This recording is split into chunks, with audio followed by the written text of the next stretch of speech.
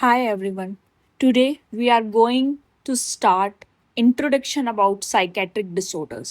Before going to start the drugs which are used in different psychiatric disorder, we have to learn what are the types of psychiatric disorders in detail. ठीक है, तो हम start करेंगे introduction से psychiatric disorder के. ठीक है, psychopharmacological agents यानी psychiatric drugs are those having primary effects on psyche. Psyche मतलब mental processes and are used for treatment of psychiatric disorders. Psychopharmacological agents are those having primary effects on psyche and are used for treatment of psychiatric disorders.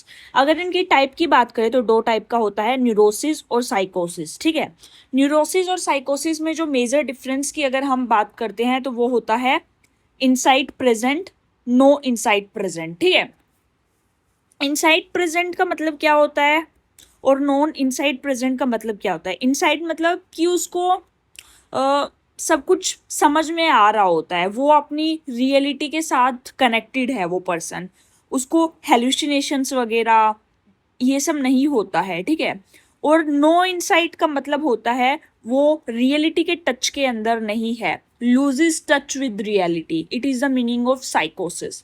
तो अब बात करते हैं neurosis और साइकोसिस के बीच के difference की. ठीक है, डेफिनेशन की बात करें तो न्यूरोसिस का मतलब होता है mild mental disorder causing distress. साइकोसिस का मतलब होता है severe mental disorder causing loss of reality. Neurosis में क्या होता है ना, माइल्ड मेंटल डिसऑर्डर होता है और साइकोसिस में सीवियर मेंटल डिसऑर्डर होता है जिसके अंदर लॉस ऑफ रियलिटी हो जाता है. ठीक है, अब इसमें generally maintains contact with reality. Neurosis के अंदर पेशेंट का जो कॉन्टैक्ट है वो रियलिटी के साथ बना रहता है, बट साइकोसिस के अंदर लूजेस टच विद रियलिटी. ठीक है, अब सिम्टम्स की बात करते हैं तो सबसे पहले न्यूरोसिस के सिम्टम्स की बात करें तो anxiety, depression, obsessive behaviour.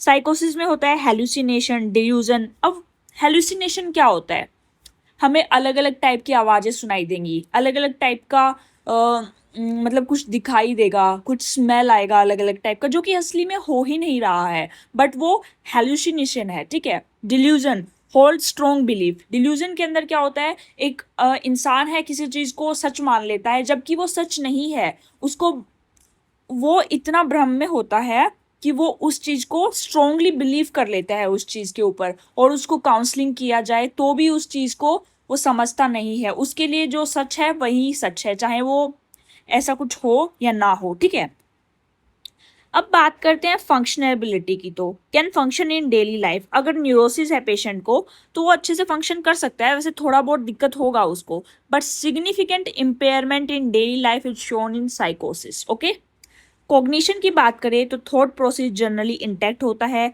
Significant cognitive impairment होता है साइकोसिस के अंदर, डिसऑर्गेनाइज थिंकिंग होती है. ठीक है, अब न्यूरोसिस में क्या होता है, relationship strained but maintain. Relationship में तनाव तो आता है बट वो मेंटेन रहती हैं, बट साइकोसिस में रिलेशनशिप सीवियरली डिस्टर्ब्ड हो जाती हैं. ठीक है, अब इसके कॉमन डिसऑर्डर्स इसके अंदर न्यूरोसिस के अंदर क्या आता है, साइकोसिस के अंदर क्या आता है. तो न्यूरोसिस के अंदर आता है एंजाइटी डिसऑर्डर, ओसीडी, डिप्रेशन, और साइकोसिस के अंदर आता है schizophrenia, bipolar disorder with साइकोसिस, severe depression with साइकोसिस. तो आई होप समझ में आ रहा होगा. तो नेक्स्ट हम बात करते हैं साइकेट्रिक डिसऑर्डर को कैसे कैसे क्लासीफाई करते हैं. तो दो टाइप से इसको हम क्लासीफाई करते हैं, एक है न्यूरोसिस, एक है साइकोसिस. न्यूरोसिस के अंदर फर्दर सब टाइप्स हैं, जैसे कि एंजाइटी, इसके अंदर क्या क्या आता है, मतलब फोबिक स्टेट्स, ओसीडी. ओसीडी क्या होता है, ऑब्सेसिव कंपल्सिव डिसऑर्डर. अच्छे से एग्जांपल देके मैं आपको ये सब समझाऊंगी.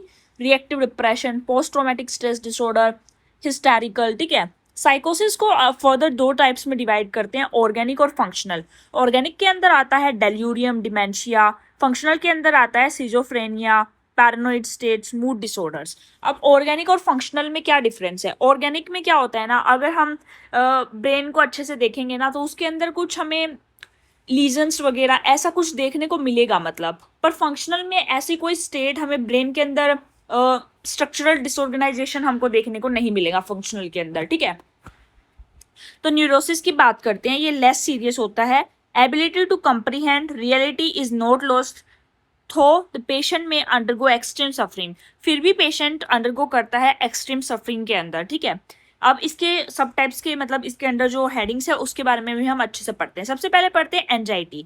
एंजाइटी क्या है? Unpleasant emotional state associated with uneasiness, worry, tension and concern for the future। ठीक है, तो it is unpleasant emotional state है ये, जिसके साथ एसोसिएटेड होती है अनइजीनेस, पेशेंट को होता है, चिंता होती है और फ्यूचर को लेके एक कंसर्न होता है। ठीक है, now comes to the phobic state, fear of the unknown और ऑफ सम स्पेसिफिक ऑब्जेक्ट या पर्सन और सिचुएशन। किसी सिचुएशन का फियर, किसी पर्सन का फियर, किसी ऑब्जेक्ट से फियर, किसी भी चीज का अननोन फियर भी हो सकता है कई बार, तो वो बोलते हैं फोबिक। फोबिया मतलब फियर। ठीक है, हम बात करते हैं एक पेशेंट है, कोई भी पेशेंट है, वो लिफ्ट में अकेला जाने से डर रहा है बिकॉज ही और शी इज क्लेस्ट्रोफोबिया। क्लेस्ट्रोफोबिया मतलब क्लोज्ड स्पेसेस जो होते हैं, जो स्पेसेस के दरवाजे बंद हो जाते हैं, उसके अंदर खिड़की वगैरह नहीं होती है, अंधेरा हो जाता है, उन स्पेसेस में जाने से जो पेशेंट डरता है उसको बोलते हैं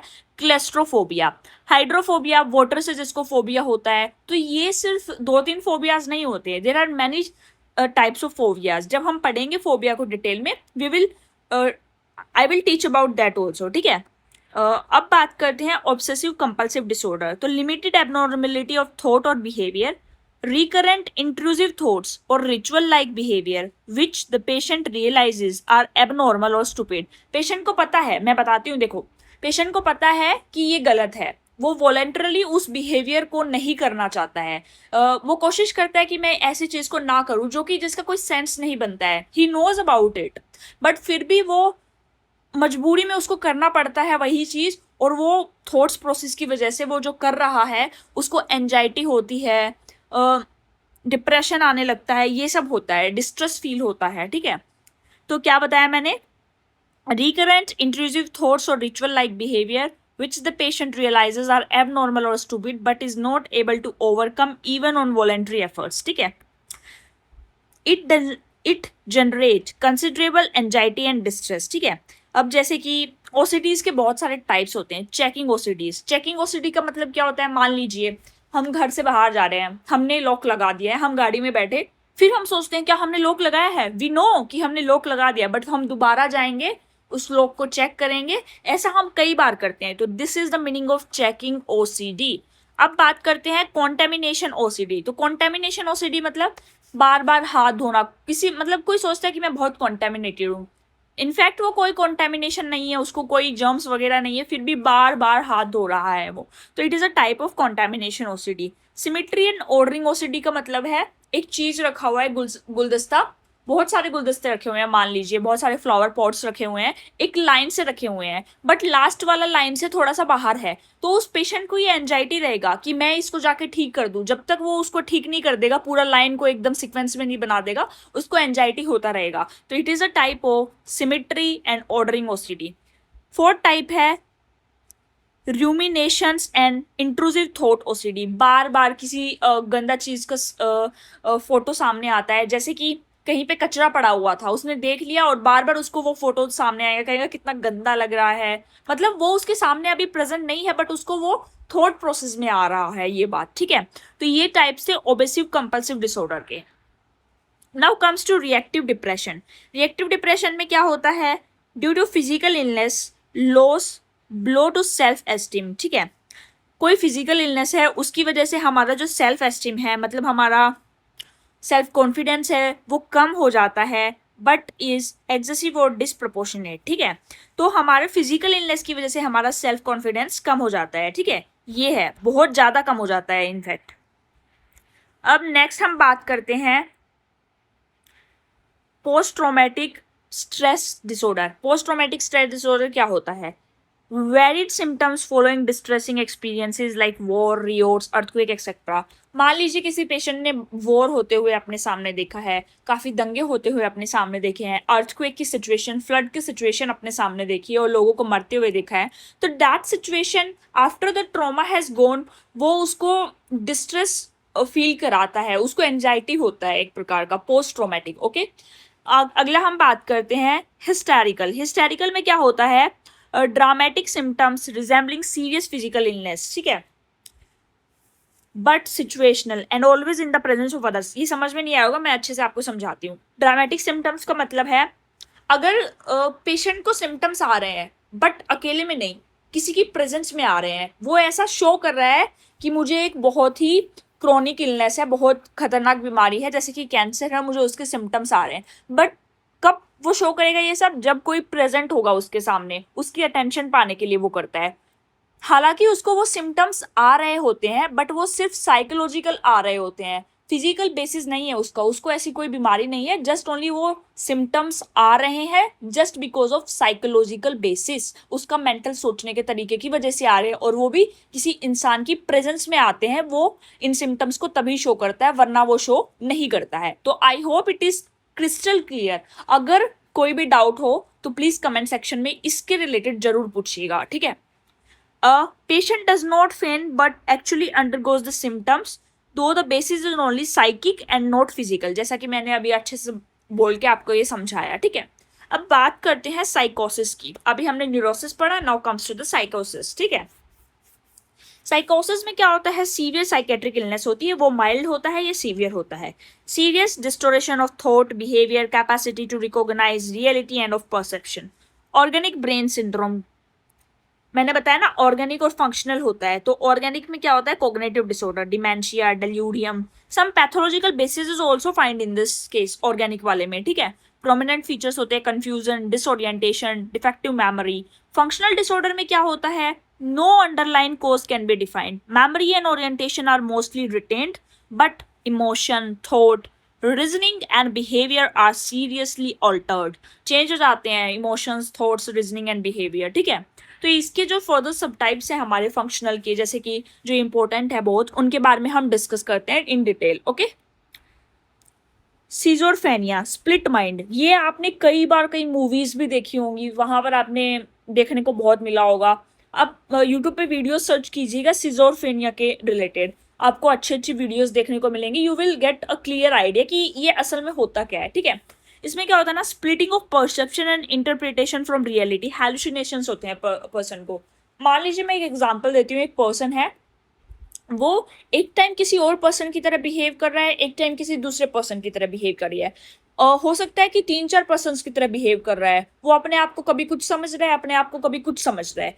तो ये एक टाइप ऑफ सिजोफ्रेनिया है, ठीक है। तो ये एक एग्जाम्पल था, इसको अच्छे से यूट्यूब पे थोड़ा सर्च करके देखिएगा वीडियोस, तो it will be better for you, मतलब समझने में थोड़ा आसान होगा। पैरानोइड स्टेट की बात करें तो फिक्स डिल्यूजन, फॉल्स बिलीफ है उस पर्सन को, ये ठीक है तो यही ठीक है मेरे लिए, कितना ही काउंसलिंग उस पेशेंट को दे दो, he will not understand your perception, perspective, ठीक है। वो सिर्फ अपने आप को ही सच मानेगा, ठीक है। मूड डिसऑर्डर की बात करें तो mania, depression, bipolar. Mania hyper activity state होती है पेशेंट की। डिप्रेशन क्या होता है? डिप्रेशन के अंदर पेशेंट बहुत ही लो फील करता है, उसकी एक्टिविटी भी बहुत कम हो जाती है, सुसाइडल थॉट्स उसको आने लगते हैं। बाइपोलर के अंदर क्या होता है? It is a cyclic thing, कभी उसको मेनिया होता है, कभी उसको डिप्रेशन होता है, तो it is a bipolar state. I hope समझ में आ रहा होगा। क्लासिफिकेशन की बात करें तो हम ड्रग्स को किस टाइप से क्लासीफाई करेंगे, कौन सी ड्रग्स एक पेशेंट को दी जा सकती है, तो ये हमने पूरा इंट्रोडक्शन पढ़ा था। तो क्लासीफाई हम बेसिस पे करेंगे anti psychotic, anti emetic, anti depressant, anti anxiety. Anti psychotic drugs mainly functional साइकोसिस के लिए यूज किया जाता है, और मेन सबसे सिजोफ्रेनिया के लिए यूज किया जाता है। इसके अंदर क्या होता है ना, मैं बहुत अच्छे से डिटेल में एंटी साइकोटिक्स पढ़ाऊंगी, इनफैक्ट सारे ड्रग्स में, anti depressant, anti anxiety, anti manic, everything I will taught you, ठीक है। तो सीजोफ्रेनिया में क्या होता है ना, डोपामिन के लेवल्स बढ़ जाते हैं, तो इसकी वजह से एक थ्योरी है उसमें बताया जाता है कि डोपामिन के लेवल बढ़ने की वजह से सीजोफ्रेनिया हो जाता है। तो हम ये जो क्लासिफिकेशन सिस्टम है हमारा, इसको डिटेल में अच्छे से पढ़ेंगे। तो आई होप इसमें कोई भी डाउट आपको नहीं होगा। फिर भी अगर कोई डाउट है तो you just ask me in the comment section, ठीक है। और प्लीज़ थोड़ा रिव्यू दीजिएगा कि मेरे को अपनी वीडियोस को कैसे इम्प्रूव करना चाहिए। I will definitely improve it. आपको कोई भी दिक्कत आ रही है इसमें तो मुझे सजेशंस दीजिए कमेंट सेक्शन में। Thank you so much.